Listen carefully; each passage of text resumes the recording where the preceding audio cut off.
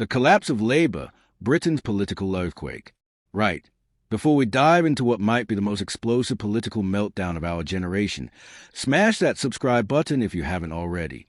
Trust me, you will want to be here for every twist and turn of this absolutely extraordinary story. And share this with anyone who thinks they understand British politics. They are about to have their world turned upside down. Ladies and gentlemen, we are witnessing something truly remarkable.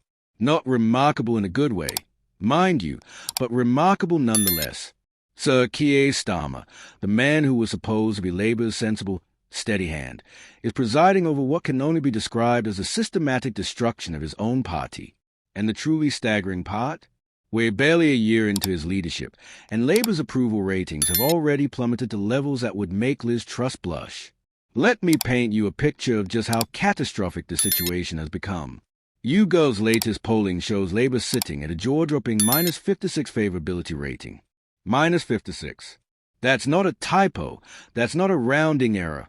That's a political apocalypse served on a silver platter.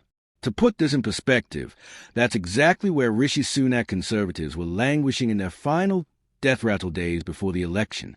The very same levels of public disgust that we thought spelled the end for Tory rule are now haunting Labour with barely 12 months of governance under their belt. But here's where it gets truly delicious in its irony. Only 19% of the British public view Starmer favourably, while a crushing 73% actively disapprove of his performance. These aren't the numbers of Prime Minister experiencing a difficult patch. These are the numbers of political leader in complete freefall, desperately grasping at anything that might slow his descent into irrelevance. Now, if you're finding this as fascinating as I am, make sure you're subscribed because we're about to get into the really juicy bits, and you won't want to miss what's coming next in this political thriller. Remember the narrative that swept Labour into power? Starmer was marketed as the antithesis of chaos, the steady hand after years of Conservative turbulence, the grown-up in the room who would restore competence to Downing Street. The British public, exhausted by the revolving door of Tory Prime Ministers and their various crises, thought surely Labour couldn't possibly be worse. Oh, how spectacularly wrong they were. Instead of competence, we witness a masterclass in political incompetence that would be comedic if it weren't so deeply concerning for our nation's future. Rachel Reeves throwing fiscal responsibility to the wind, Angela Rayner's various controversies, Ed Miliband's ideological pursuits. This isn't the image of adults being back in charge. This looks more like a student union that's accidentally found itself running in nuclear power. The migrant crisis continues to spiral completely out of control, with small boats crossing the channel in numbers that mock every promise made during the election campaign. Government spending is ballooning at a rate that would make even Gordon Brown nervous, while economic growth stagnates under the weight of regulatory burden and policy uncertainty. These aren't complex, theoretical problems requiring years of careful study. These are the absolute fundamentals of governance, and this Labour government is failing at every single one of them. But here's what really grinds my gears, and if you're getting as wound up about this as I am, hit that subscribe button and let me know in the comments. Starmer was supposed to represent honesty and transparency after years of what many saw as Conservative duplicity. Instead, we got a Prime Minister whose first instinct when confronted with any difficult question is to either deflect, deny, or simply pretend the problem doesn't exist. This isn't just political spin. This is a fundamental failure of leadership character that voters are clearly seeing through. The economic situation deserves particular attention because this is where Labour's house of cards is most likely to come crashing down. Rachel Reeves, our esteemed Chancellor, appears to have learned her economic theory from a monopoly instruction manual. Every signal from the Treasury suggests we're heading for a budget that will make George Osborne's austerity measures look like a spending spree. Tax rises are coming, significant ones, and they're going to hit just as the economy needs stimulus, not strangulation. Here's my prediction, and mark this date because I suspect we'll be looking back at this moment as prophetic. Reeves is going to deliver the killing blow to this Labour government through sheer economic incompetence. The autumn budget will be packed with tax increases that will simultaneously anger voters, stifle what little economic growth we have, and worsen our fiscal position. It's the trifecta of economic policy failure, and it's coming whether we're ready for it or not. We could very well be looking at a repeat of 1976, when Labour was forced to go cap in hand to the International Monetary Fund for a bailout that humiliated the nation and destroyed the party's economic credibility for a generation. Except this time, The global economic context is far more fragile, and the consequences could be even more severe. Picture this: a run on the pound, emergency interest rate rises, and Britain once again becoming the sick man of Europe. That scenario isn't just possible, it's looking increasingly probable under current policies. And here's the truly fascinating part about our current political landscape. Make sure you're subscribed because this analysis is about to get even more intriguing. When Labour inevitably implodes, what exactly comes next? The Conservative Party, despite their recent electoral drubbing, seem content to remain invisible, apparently believing that the best political strategy is to let Labour self-destruct while they work on their tans in opposition. This creates a vacuum that's already being filled by more radical alternatives, and this is where things get really interesting for the future of British politics. Nigel Farage and Reform UK are positioned as the obvious beneficiaries of Labour's collapse, but Farage faces his own impossible contradiction. He built his political career criticizing big government and excessive spending, but his core voter base includes millions who depend on exactly the kind of government programs he philosophically opposes. How do you run on a platform of fiscal responsibility when your supporters want their pensions protected, their benefits maintained, and their public services improved? Meanwhile, the left wing of British politics is fragmenting into what can only be described as a comedy of errors. Jeremy Corbyn and various other left-wing figures, including the rather vocal Tsar Sultana, are attempting to launch something they are provisionally calling Your Party, and I use the term provisionally because they literally cannot agree on a name. The suggestions floating around online range from the historically tone-deaf People's Front of Judea to the utterly ridiculous Votey McVote face. This isn't serious politics, this is political pantomime. But don't think for a moment that this fragmentation is harmless entertainment. We're also seeing the rise of more concerning elements. Green Party extremism masquerading as environmentalism, Ed Davies' Liberal Democrats positioning themselves as a conscience of a nation while offering no practical solutions, a growing Islamist political movement, and various fringe groups on both the far left and far right who see Britain's current weakness as an opportunity to advance their own agendas.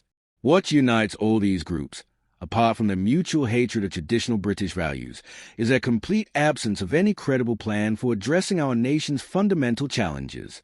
Not one of them has a serious proposal for reducing the deficit, balancing the budget, or restoring Britain's economic competitiveness.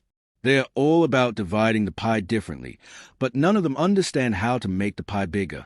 If you're still with me on this political roller coaster, make sure you hit that subscribe button because we're approaching the most crucial part of this analysis. Here's the bitter irony of our current situation. For all its spectacular failures and ideological blind spots, Labour has historically served as a bulwark against the more extreme elements of left-wing politics. They were the mainstream alternative that prevented voters from drifting toward more radical options. But if Starmer destroys Labour's credibility as comprehensively as current trends suggest, that barrier disappears entirely. We won't mourn Labour's demise. Frankly, after this performance, they'll deserve whatever electoral punishment comes their way. But what replaces them could be far worse for Britain's long-term stability and prosperity. We're potentially looking at a political landscape where the centre-left has completely collapsed, leaving voters to choose between Reform UK's populist nationalism and a fragmented collection of radical movements that make Corbyn's Labour look moderate by comparison. This isn't healthy democracy.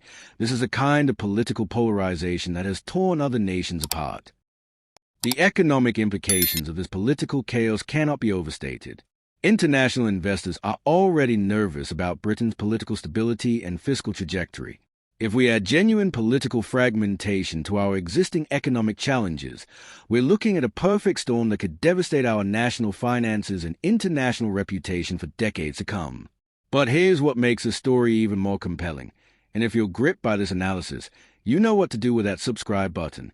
We might be witnessing the end of the two-party system that has dominated British politics for over a century.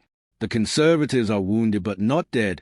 Labour appears to be committing political suicide in real time, and the space between them is being filled by movements that would have been considered fringe just a few years ago. This transformation isn't happening in slow motion. It's accelerating at a pace that's catching even seasoned political observers off guard. Every week brings new polling that shows further deterioration in Labour's position, and there's no sign that they've learned anything from their mistakes or have any plan to reverse their fortunes. Starmer's personal ratings are now so toxic that it's become a liability for his own party's electoral prospects. MPs are privately expressing concerns about their leaders' ability to connect with voters, while publicly maintaining the facade of unity that's fooling absolutely nobody. This is exactly the kind of internal party dynamics that preceded previous political implosions, and all the signs suggest we're still in the early stages of this particular meltdown. The international dimension adds another layer of complexity to this unfolding crisis. Britain's allies are watching our domestic political chaos with growing concern, wondering whether we can be relied upon as a stable partner in an increasingly unstable world. Our enemies, meanwhile, are undoubtedly delighted by the spectacle of British democracy apparently eating itself alive. So where does this leave us as we head toward what could be the most consequential period in modern British political history? If current trends continue, and there's no reason to believe they won't, we're looking at a Labour government that becomes increasingly desperate, increasingly unpopular, and increasingly willing to pursue radical policies in a futile attempt to buy back public support. The tragedy is that Britain doesn't have time for this kind of political self-indulgence. We face serious challenges that require serious leadership, an aging population that's putting unprecedented pressure on public services, a global economy that's becoming increasingly competitive, technological disruption that's transforming entire industries, and geopolitical tensions that threaten our national security. These challenges don't pause for political drama. They require focused, competent governance that this Labour government appears incapable of providing. What we're witnessing isn't just a decline of a particular political party. It's a breakdown of the political consensus that has governed Britain since the Second World War. The assumptions that have guided our political class for generations are being challenged, and nobody seems to have credible answers for what comes next. This makes the next few months absolutely critical for understanding the future direction of British politics. Will Labour somehow find a way to arrest their decline and restore public confidence? Will the Conservatives seize the opportunity to present a credible alternative? Will Reform UK prove capable of expanding beyond their current base? Or will we see the emergence of entirely new political movements that reshape our democratic landscape? The answers to these questions will determine not just who governs Britain, but what kind of country we become over the next generation. This isn't just about party politics. It's about the fundamental character of our democracy and our nation's place in the world. That's why you need to stay subscribed to UK Connors, because we're going to be tracking every twist and turn of this extraordinary political story as it unfolds. The next few months are going to be absolutely crucial, and you won't want to miss a single development in what might be the most important political realignment in living memory. Hit that subscribe button, share this analysis with anyone who cares about Britain's future, and prepare yourself for a political earthquake that's going to reshape everything we thought we knew about British politics.